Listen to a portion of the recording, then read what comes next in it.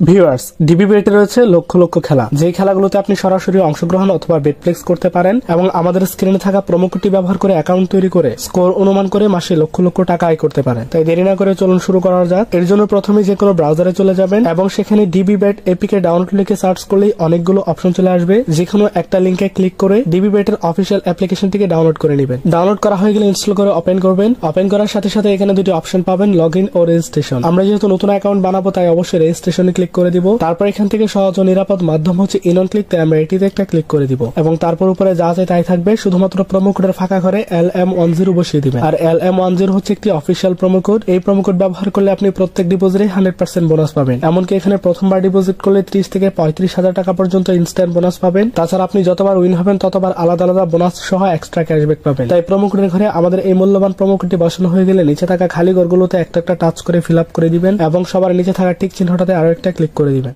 দেওয়ার পর আমাদেরকে একটি পাসওয়ার্ড ও ইউজার নেম দেওয়া হবে। যে পাসওয়ার্ড ও ইউজার নেম আমাদের জন্য খুবই গুরুত্বপূর্ণ, কারণ আমরা অন্য কোনো ডিভাইসে এই অ্যাকাউন্টে লগ ইন করতে গেলে পাসওয়ার্ড ও ইউজার নেমের প্রয়োজন হবে। তাই এটিকে খুব ভালোভাবে স্ক্রিনশট দিয়ে নিলাম। স্ক্রিনশট দেওয়া হয়ে গেলে নিচে দেখতে পাবেন নেক্সট বলে একটি অপশন থাকবে, আমরা এই নেক্সটে ক্লিক করে দিলাম। এবার আমাদের অ্যাকাউন্টটি রেজিস্ট্রেশন কমপ্লিট হয়েছে। এখন আমরা আমাদের অ্যাকাউন্টটিকে ভেরিফাইড করব।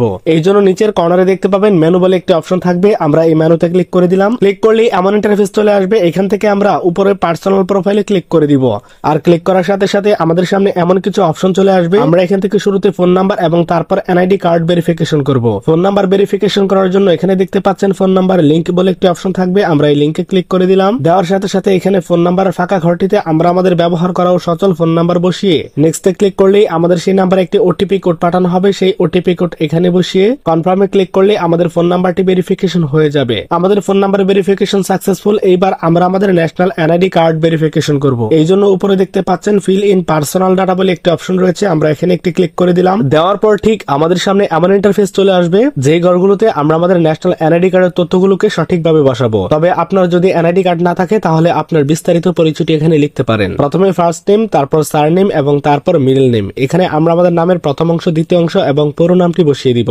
ডেট অফ বার্থের এখানে ক্লিক করে আমাদের ন্যাশনাল এনআইডি কার্ডে যে জন্ম তারিখটি রয়েছে সেটিকে বসিয়ে দিব। তারপর প্লেস অফ বার্থের এখানে আমরা যে ঠিকানায় জন্মগ্রহণ করেছি সেই ঠিকানাটি এখানে লিখে দিব। তারপর রিজিয়নে ক্লিক করলে সবগুলো বিভাগ চলে আসবে। আমরা আমাদের পছন্দের বিভাগের নামটি এখান থেকে সিলেক্ট করে দিব। সিটিতে ক্লিক করলে পৃথিবীর প্রত্যেকটা শহরের নাম চলে আসবে। আমরা যে শহরে বসবাস করি অথবা এনআইডি কার্ডে যে শহর দেওয়া আছে সেটিকে ব্যবহার করব। তারপর রেসিডেন্স অ্যাড্রেস অর্থ হচ্ছে জেলা। আমাদের ন্যাশনাল এনআইডি কার্ডে যে জেলাটি রয়েছে অথবা আমরা যে জেলায় বসবাস করি সেই জেলার নামটি এখানে লিখে দিব। ডকুমেন্ট টাইপে ক্লিক করলে বেশ কিছু অপশন চলে আসবে। আমরা এখান থেকে ন্যাশনাল এনআইডি কার্ড সিলেক্ট করে দিব। তারপর সিরিজে ক্লিক করে 01 বসাবো এবং ডকুমেন্ট নাম্বার এখানে আমরা আমাদের ন্যাশনাল এনআইডি কার্ডের নম্বরটিকে টাইপিং করে দিব। আর আপনাদের যদি ন্যাশনাল এনআইডি কার্ড না থাকে তাহলে আপনি এখানে আপনার ফোন নাম্বারটিকে ব্যবহার করতে পারেন। ডেট অফ ইস্যুর এখানে ক্লিক করে ন্যাশনাল এনআইডি কার্ডের পেছনে দেখুন একটি ইস্যু ডেট থাকবে, আমরা সেই ইস্যু ডেটটি এখানে বসিয়ে দিব। ইস্যুড বাই এখানে বাংলাদেশ গভর্নমেন্টস লিখে দিব। আর এই সমস্ত তথ্যগুলোকে সঠিকভাবে বসানো হয়ে গেলে নিচে দেখতে পাবেন একটা টিক বাটন থাকবে, আমরা এই টিক বাটনে ক্লিক করে দিব এবং ক্লিক করার কিছুক্ষণের মধ্যে আমাদের অ্যাকাউন্ট ভেরিফিকেশন সাকসেসফুল দেখাবে। তো আমাদের অ্যাকাউন্ট ভেরিফিকেশন সাকসেসফুল।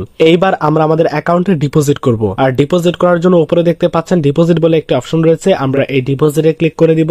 আর ডিপোজিটে ক্লিক করলে অনেকগুলো মোবাইল ব্যাংকিং আসবে। এখানে থাকবে নগদ, বিকাশ, রকেট সহ আরো অন্যান্য মাধ্যম। তো আপনাদেরকে দেখানোর জন্য আমি এখানে বিকাশে ক্লিক করে দিব। ক্লিক করার পর এমন একটি ইন্টারফেস চলে আসবে। এখানে দেখতে পাবেন একটি এজেন্ট ও ওয়ালেট নাম্বার রয়েছে। আমরা যত টাকা ডিপোজিট করতে চাই তত টাকা এই নাম্বারটিতে ক্যাশ আউট করতে হবে। আর ক্যাশ আউট করার পূর্বে অবশ্যই নাম্বারটি ভালোভাবে যাচাই করে নিব, কারণ নাম্বারটি মুহূর্তে মুহূর্তে পরিবর্তন হয়ে থাকে। ক্যাশ আউট করা হয়ে গেলে আমাদেরকে একটি ট্রানজাকশন আইডি দেওয়া হবে, সেটি কপি করব এবং অ্যামাউন্টের এই ঘরে ক্লিক করে আমরা যত টাকা ক্যাশ আউট করলাম তত টাকার পরিমাণ লিখে দিব এবং তার নিচের ঘরটিতে আমরা যে নাম্বার থেকে ক্যাশ আউট করলাম সেই নাম্বারটি লিখে দিব এবং তার নিচের ঘরে ক্লিক করে একটু আগেই আমরা যে ট্রানজাকশন আইডিটি কপি করেছিলাম সেটি এখানে পেস্ট করে দিব। আর সবকিছু ঠিকঠাক ভাবে বসানো হয়ে গেলে নিচে দেখতে পাবেন কনফার্ম বলে একটি অপশন থাকবে, আমরা এই কনফার্মে ক্লিক করে দিব। আর এখানে ক্লিক করার কিছুক্ষণের মধ্যেই আমাদের ডিপোজিট করা সেই টাকাটি এসে যোগ হয়ে যাবে।